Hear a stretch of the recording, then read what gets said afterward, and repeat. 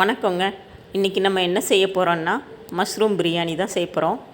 இதுக்கு முதல்ல ஒரு குக்கரில் தாளிக்கிறதுக்கு சிறிதளவு எண்ணெயும் ஒரு ஸ்பூன் நெய்யும் விட்டுக்கலாம். எண்ணெய் காஞ்சதுக்கப்புறமா ஒரு பிரிஞ்சி இலை, சிறிதளவு கல்பாசி, ஒரு ஏலக்காய், 2 கிராம்பு, சிறிதளவு பட்டை, கொஞ்சோண்டு சோம்பு இதெல்லாம் சேர்த்து வறுத்துக்கலாம்.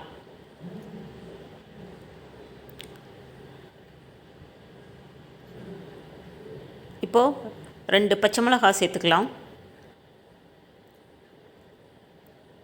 ஒரு வெங்காயத்தை கட் பண்ணி வச்சுருக்கேன், அதையும் சேர்த்துக்கலாம்.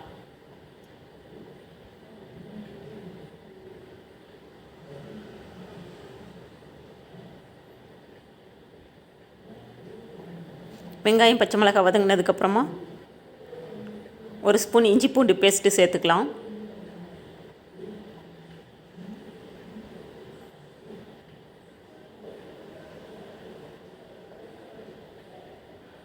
ஒரு கைப்பிடி அளவு புதினாவையும் சேர்த்து வதக்கலாம்.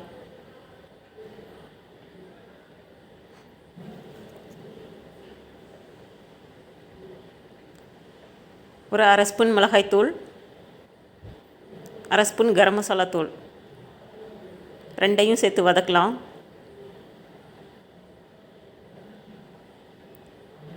ஒரு கரண்டி தயிர் சேர்த்து நல்லா வதக்கிக்கலாம்.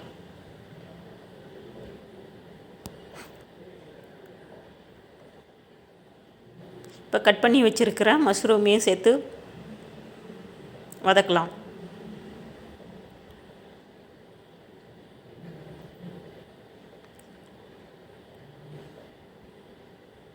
தேவையான அளவு உப்பு,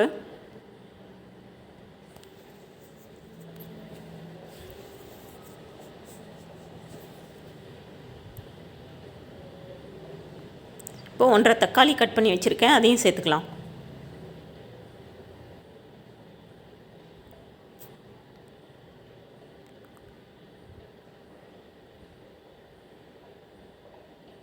லைட்டாக ஒரு கொதி வரட்டும்.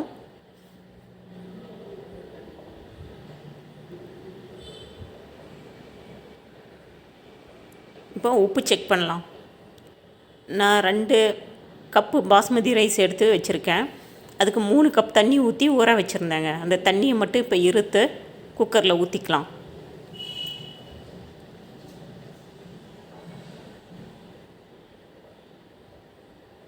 நல்லா தண்ணி கொதிச்சிருச்சு.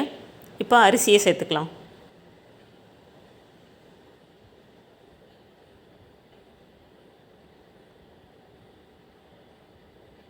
திரும்பவும் ஒரு கைப்பிடி அளவு புதினா,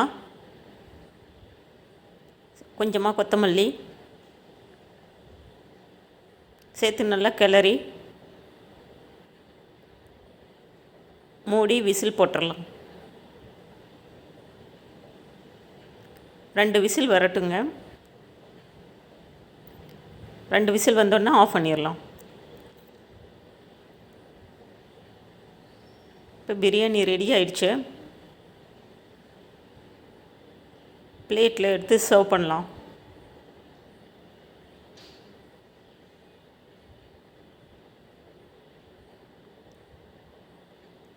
தயிர் பச்சடி, கத்திரிக்காய் குழம்பு.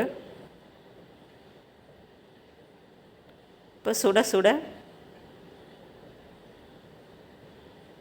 மஷ்ரூம் பிரியாணி தயாராகிடுச்சுங்க. இந்த வீடியோ பிடிச்சிருந்தால் லைக் பண்ணுங்கள், ஷேர் பண்ணுங்கள், சப்ஸ்கிரைப் பண்ணுங்கள். நீங்களும் செஞ்சு பார்த்துட்டு எப்படி வந்தது அப்படின்னு சொல்லுங்கள். தேங்க்யூ.